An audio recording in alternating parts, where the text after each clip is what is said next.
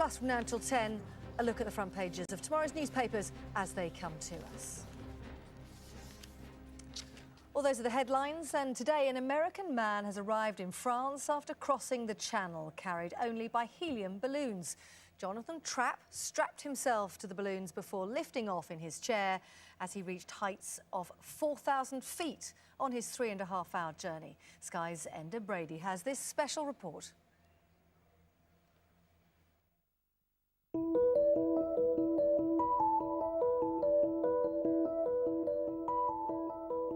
It is a classic challenge. It's an iconic challenge, the English Channel, and it's called to aviators for generations.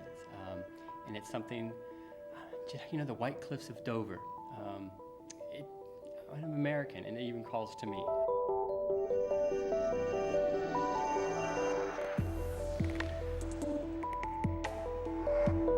This stretch of water has been crossed many times, many ways, but never like this.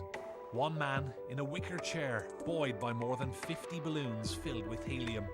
For Jonathan Trappe, this is the culmination of an aviation dream.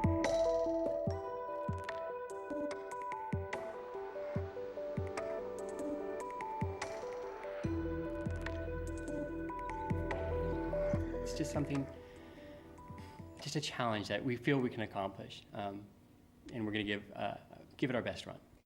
It's only a distance of 22 miles across the Channel, but Jonathan's team is planning every inch of the way. And that work starts here at Kent Gliding Club near Ashford. These are rolled polyurethane. These we can reuse. These don't pop if subjected to trauma. If you poke it with a pin or a knife, they get a hole. They don't fail. These are the chloroprene balloons. The American adventurer is a qualified pilot who leaves nothing to chance. The neck of the balloon actually goes through the carabiner, comes back on itself, gets zip tied. His support team have been here with him, going through everything needed to make their mission a success. And while the end result of this project is a strange sight, 1, 2, 3. there is a science behind it. So we're coming out of here, Chalak. You can see that line I keep talking about the airspace. Preparation is meticulous. So that gives me a rate of climb. It's barometric. Among the many issues to contend with, using British helium gas, which has a different purity to the US kind. Not to mention getting permission for the audacious flight and the age-old English problem. The first thing is weather. Just generally flying, that's perhaps the most important thing. Half of it is weather and a proper respect for weather. Weather in this area is very tricky. You can have one weather system great on one side of the channel and different on the other side of the channel.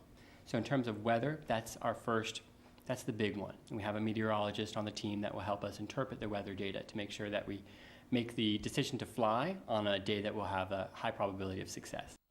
Now ready for the D-tier balloons. The fine-tuning continues in the early hours of the morning, and there's still time for a few more adjustments. Everything has to be perfect, because if it isn't, Jonathan knows only too well what could happen.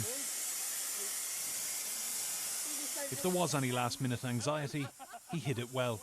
We've been planning this for several months. Hundreds of hours were put into this little adventure across the channel. So we're tremendously excited, and I'm a little nervous. I've got 75 nautical miles before I see land again. Tremendously pleased to be out here. It's beautiful and great adventures. So that other type of balloon where we put the zip ties on, we'll have 3 of each of those. Everything is checked and checked again. There's just time for a good luck kiss from girlfriend Lydia, and then it's launch time.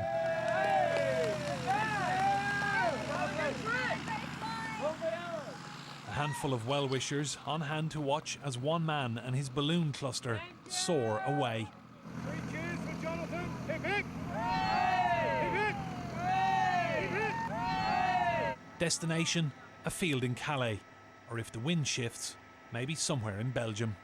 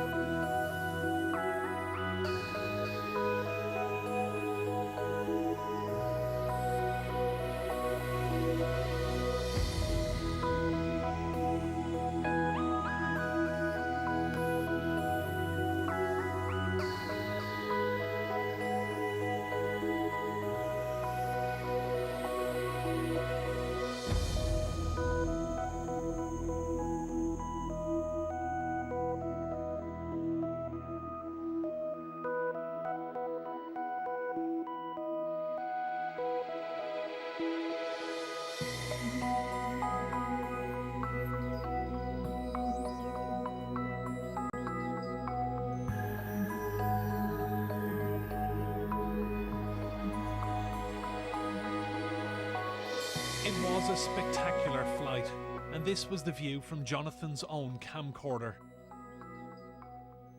On and on he floated, trouble-free, towards Dunkirk. He also had with him a pair of scissors, essential for when the time came to come down. By snipping away the balloon strings, he brought the journey to an end and landed in a cabbage patch near Dunkirk, where he was met by Sky News reporter Tessa Chapman. Oh, tremendously proud. You know, it's just been an outstanding thing to do. And it's not really about flying balloons. Not really. It's about dreams and inspiration and accomplishing what we set out to do, whatever that is. So that's what I'm happy about. Did some people say you're crazy? Why are you doing this? You can't do it. Oh yeah, very clearly. Usually they don't understand the system and what the thought we put into it and the effort we put into it. Almost nobody who looks at what we put into it thinks it's crazy.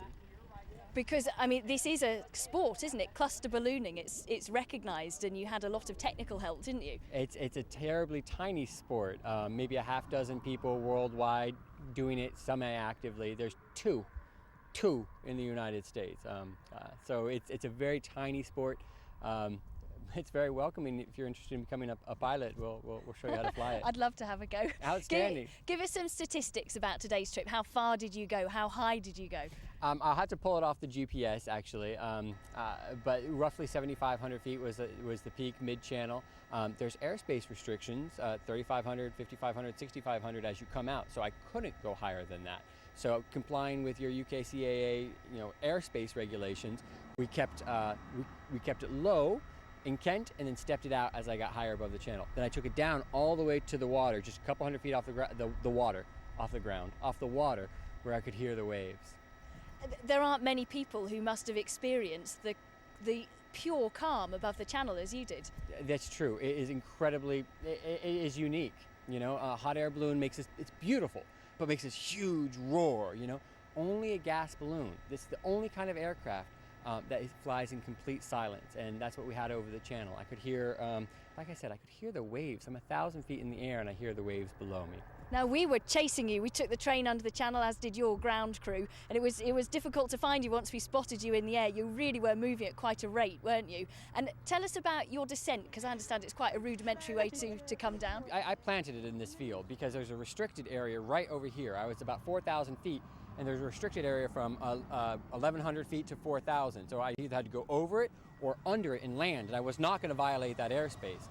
So that's why you saw me coming down so sharp, so I could land and not violate that airspace. So you say rudimentary, I pull the balloons down to me and I have a lovely knife and I take it to the cell and it fails catastrophically, vents the gas and allows us to come down. And there are some gendarmes waiting for you now. I understand you do now need to go through customs. They're going to take you to the airport, aren't they? That's exactly right, very gracious of them, and we'll see how that goes. An unconventional ending to this most unusual of journeys.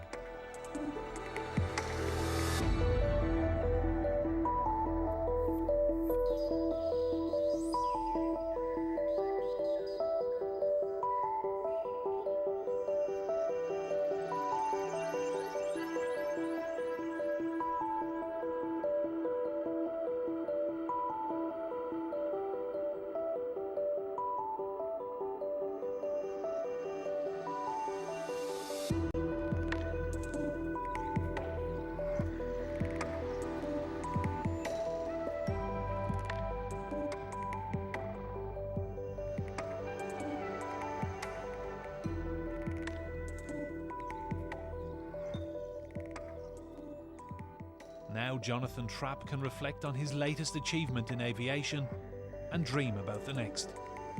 Enda Brady, Sky News.